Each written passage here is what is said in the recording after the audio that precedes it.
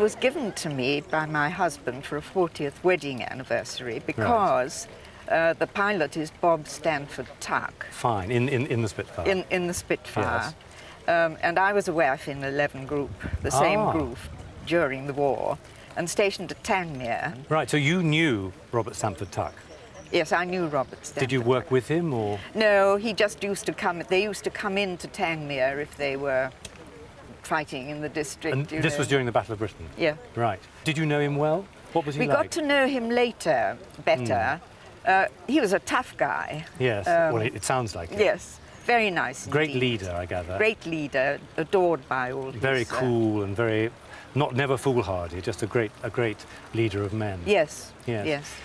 In 1941, in the summer of 1941, he took over a fighter wing in Duxford, which was operating fighter sweeps over northern France. Now, this was us taking the action to the Germans rather than them coming to us all the time. And the fighters would go out to seek enemies over the skies of France. And on one of those outings, I gather in about October 1941, he had this encounter with the great German ace, Adolf Galland, who was in effect his equivalent in German terms. And they had a dogfight together. They both survived it, although both shot down the other's wingman. So they each shot the other's lieutenant, if you like, but both survived. And at the time, Stanford Tuck did not know it was Galland, but I think Galland may have known it was him. Later, in January 1942, he himself was shot down over France and became a prisoner of war. And the day he was shot down, January 28, 1942, he had dinner in the German officers' mess at Saint-Omer with Galland, and apparently they discussed exactly this incident. Now, Wootton, I mean, to me, is simply the greatest 20th century aviation artist. And when one looks at paintings like this, you think, well, what are we dealing with? Are we dealing with modern history? Are we dealing with recreated history? Now, with someone like Wootton, he was painting during the war. His best-known paintings, which established his reputation, were in 1944.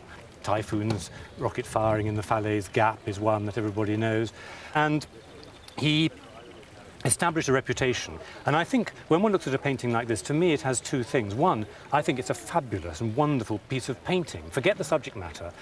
Fabulous, tumultuous sky, lovely clouds. This is actually northern France under there. I think we've got two things here, two pieces of history. We've got a painting by, to me, a modern master, now dead, unfortunately, as indeed is Stanford Tuck. He died in 1987, I think. We've got a record of a very important part of British mid-20th century history.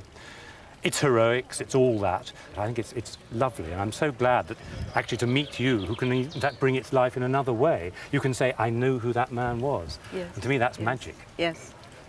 And I mean, in terms of valuing it, is terribly difficult. I mean, Wootton obviously has a market value.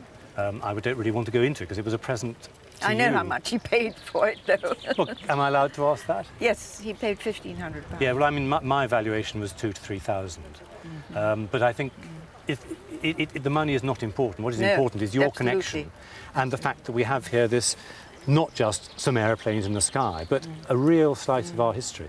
I love it. Yes, good. Thank you very much.